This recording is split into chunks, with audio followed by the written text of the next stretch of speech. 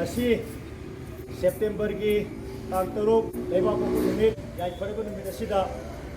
Leppa leitana chatharakli Chief Minister Indigenous National Akademi ki thoumi Singh soktaba leitana Honorable Chief Minister mingone hangkacharabada N.Biren Singh ki makhada Manipur ki kachin koya lojingoya Singh tamda Leppa leitana santorakli Indigenous National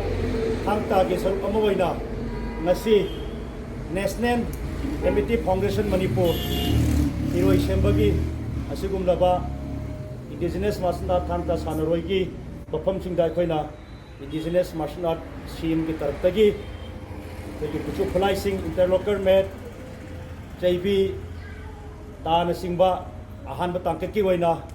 koi posai asi piba lakse bagi tangkak amaktang koi mayam phumda thamjari Honorable Chief Minister N.Biren Singh Honorable Chief Minister N.Biren Singh Honorable Chief Minister N.Biren Singh Manipur Imana